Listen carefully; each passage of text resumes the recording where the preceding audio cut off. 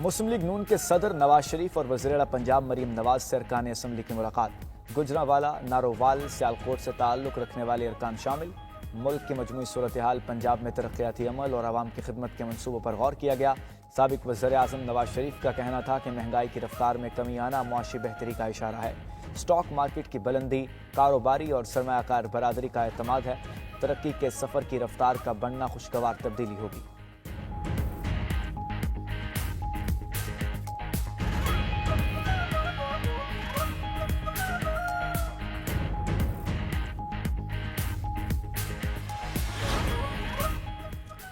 सदर आसिफ अली जरदारी की बीजिंग में चीन के कौमी हीरोज़ की यादगार पर हाजिरी। सदर मुमलिकत का चीन के हीरोज़ की जुर्रत और बहादुरी को खिराज तहसीन। अपनी जानों का नजराना पेश करने वाले हीरोज़ की यादगार पर फूल भी रखे।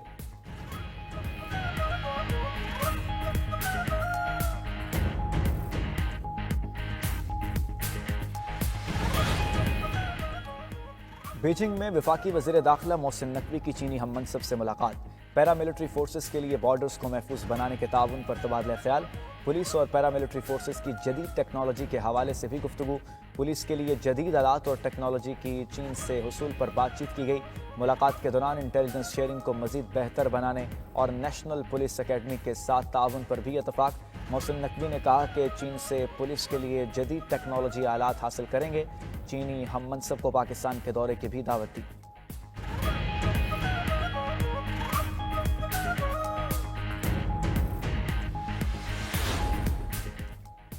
सीनियर वजीर शर्जील इनाम मेमन की बीजिंग में चीनी ईवी बस मैन्युफैक्चरर से मुलाकात। चीनी कंपनी को बाज़ाब्ता तौर पर कराची में ईवी बस मैन्युफैक्चरिंग प्लांट कायम करने की दावत दी।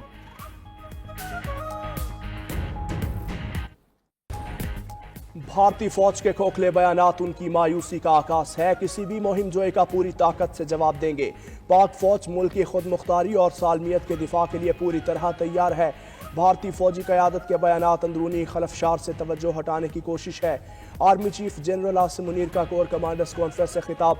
ISPR के मुताबिक कोर कमांडर्स कॉन्फ्रेंस ने कश्मीर के पुरअज़म लोगों के साथ इजहार यकजहती किया। मकबूजा कश्मीर में भारतीय फौज की इंसानी हुकूक की मुसलसल खिलाफ वर्जियों की शदीद मजम्मत। भारतीय मजालिम को खित्ते के अमन और इस्तेहकाम के लिए संगीन खतरा करार दिया। शुरका का फितना खारिज की कार्रवाइयों के लिए अफगान सरजमीन के मुसलसल इस्तेमाल पर गहरी तशवीश का इजहार। कहा, उबूरी अफगान हुकूमत फितना खारिज की मौजूदगी से इनकार की बजाय उसके खिलाफ ठोस और अमली इकदाम करे। किसी को भी बलोचिस्तान में अमन खराब करने की इजाज़त नहीं दी जाएगी। गैर मुल्की पुश्त पनाही करने वाली प्रॉक्सीज के मज़मूम अज़ाइम को नाकाम बनाया जाएगा। अमरीकी सदर डोनाल्ड ट्रंप का गजा की पट्टी पर कब्जा करने का ऐलान। इस्राएली वजीर आज़म नेतन्याहू के साथ मुश्तरका न्यूज़ कॉन्फ्रेंस में कहा, गजा का मालिक अमरीका होगा। अमरीका गजा पर तवील मुद्दती कंट्रोल हासिल करेगा। गजा में दूसरे ममालिक के शहरियों को बसाएंगे। गजा में तरक्की, इस्तेहकाम और हज़ारों मुलाजमतें देख रहा हूँ। फ़लस्तीनियों के पास गजा छोड़ने के अलावा कोई रास्ता नहीं। मिस्र और उर्दन को चाहिए वो फ़लस्तीनियों को कबूल करें। मशरिक़ वस्ता के रहनुमाओं को फ़लस्तीनियों की मुंतकली का आइडिया पसंद आया। सऊदी अरब बहुत मददगार साबित होगा। बहुत से ममालिक जल्द अब्राहम मुआहदे में शामिल होंगे। गजा जंगबंदी पर मुझे अमन का नोबेल इनाम मिलना चाहिए। ईरान से बात करते हुए अमरीकी सदर ने कहा, ईरान न्यूक्लियर हथियार बनाने के इंतहाई करीब है। ईरान ने मुझे मारने की कोशिश की तो तबाह हो जाएगा। ट्रंप ने ईरान को जौहरी हथियारों से रोकने के मेमो पर दस्तखत कर दिए। फ़लस्तीनी इमदादी एजेंसी अनरवा की फंडिंग रोकने की दस्तावेजात पर भी दस्तखत कर दिए। फ़लस्तीन की ज़मीन पर कब्ज़ा कबूल नहीं। सऊदी अरब ने गजा से मुताल्लिक़ अमरीकी सदर का बयान मुस्तरद कर दिया। सऊदी वज़ारत ख़ारजा ने कहा, फ़लस्तीनियों के हकूक़ को मजरूह करने वाले किसी भी इक़दाम को सख्ती से मुस्तरद करते हैं।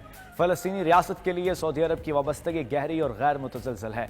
सऊदी अरब का मौक़िफ़ किसी सियासी सौदेबाजी से मशरूत नहीं। इसराइली बस्तियों की तोसी और फ़लस्तीनियों की ज़मीन पर कब्ज़े को कबूल नहीं करेंगे।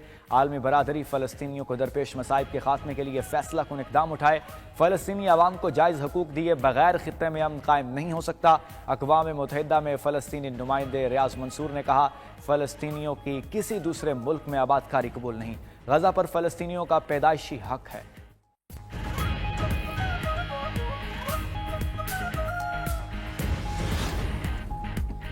امریکہ سے 1,10,00,000 تارکین وطن کی ملک بدری کا پلان تیار۔ امریکہ بھر میں غیر قانونی تارکین وطن کی پکڑ دھکڑ جاری۔ پہلا امریکی فوجی طیارہ زیر حراست تارکین وطن کو لے کر آج گوانتانامو بھیجائے گا۔ خبر ایجنسی کے مطابق ٹرمپ انتظامیہ لاکھوں تارکین وطن کو کیوبا کے بحری اڈے پر رکھنے کی تیاری کر رہی ہے۔ ہزاروں تارکین وطن کو ملک بدر کر کے گوٹے مالا، پیرو، ہنڈراس اور بھارت بھجوایا جا چکا۔ امریکی صدر ٹرمپ کہتے ہیں امریکہ میں تارکین وطن سنگین جرائم میں ملوث ہیں۔ جرائم میں ملوث تارکین وطن ہمارے قانون پر ہنستے ہیں۔ تارکین وطن کبھی بھی اچھے شہری نہیں بن سکتے، اس لیے ان کو نکالنے کا فیصلہ کیا۔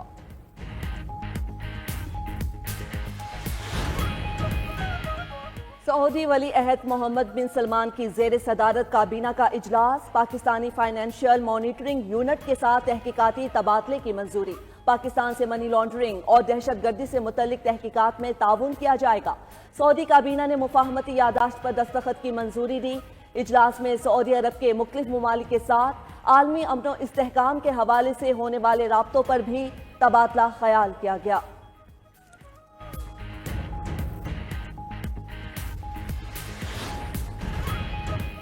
اسماعیلی کمیونٹی کے روحانی پیشوا پرنس کریم آغا خان چہارم انتقال کر گئے۔ 88 سال کے پرنس کریم آغا خان چہارم کا انتقال پرتگال کے دارالحکومت لزبن میں ہوا۔ نماز جنازہ بھی وہیں ادا کی جائے گی۔ مولانا شاہ کریم الحسینی اسماعیلی کمیونٹی کے 49ویں امام تھے۔ روایات کے تحت پرنس کریم آغا خان کے جانشین کو نامزد کر دیا گیا۔ جانشین کی نامزدگی پرنس کریم آغا خان نے اپنی وصیت میں کی تھی۔ سوگواران میں 3 بیٹے اور 1 بیٹی چھوڑی۔ سینئر وزیر سندھ شرجیل میمن نے تعزیتی پیغام میں کہا، پرنس کریم آغا خان عظیم مدبر اور انسانیت کے خدمتگار تھے۔ انہوں نے دنیا بھر میں فلاح و بہبود کی بے شمار خدمات سر انجام دیں۔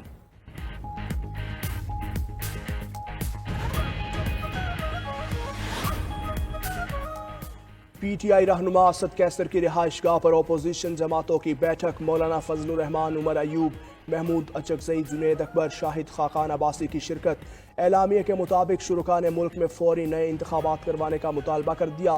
اعلامیے میں مزید کہا گیا، ریاستی جبر کا فوری خاتمہ کیا جائے، سیاسی قیدیوں کو رہا کیا جائے اور پیکا جیسے کالے قانون کو فوری ختم کیا جائے۔ میڈیا سے گفتگو میں فضل الرحمان بولے، 8 فروری کا الیکشن دھاندلی زدہ تھا، حکومت اثر نو انتخابات کا اعلان کرے۔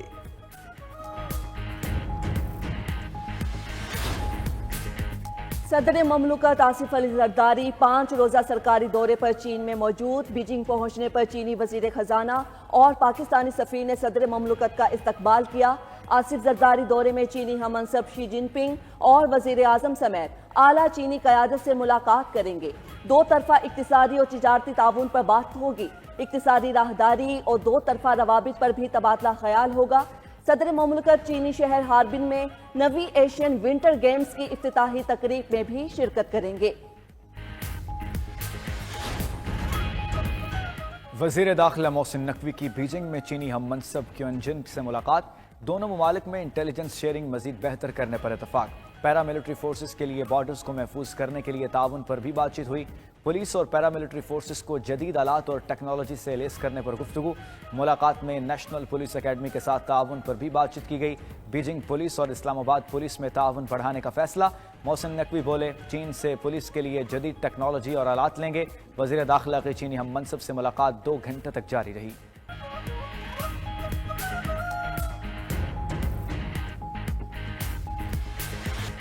پاک بھارت میچ ٹکٹس کی فروخت سے 3 ارب 40 کروڑ روپے کی کمائی۔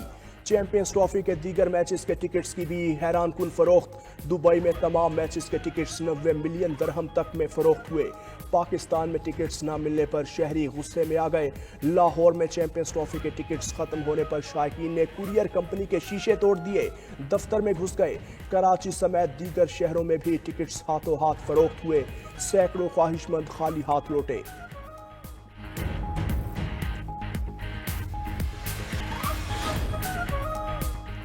ٹرمپ کی وفاقی ملازمین کو نکالنے کی دھمکی کام کر گئی۔ 20,000 امریکی وفاقی ملازمین نے مستعفی ہونے کی حکومتی پیشکش قبول کر لی۔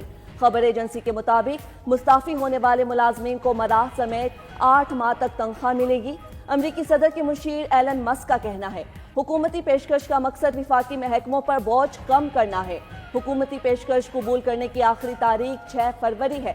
मुस्ताफी न होने वाले मुलाजमीन को जबरी बरतरफ किया जा सकता है। स्वीडन में स्कूल में फायरिंग से 11 अफराद हलाक, मुतादिद जख्मी हो गए। फायरिंग का वाकया शहर और ब्रो में पेश आया। मकामी पुलिस का कहना है कि हलाक अफराद में हमलावर भी शामिल है। मुलजिम ने फायरिंग क्यों की, तहकीकात जारी है।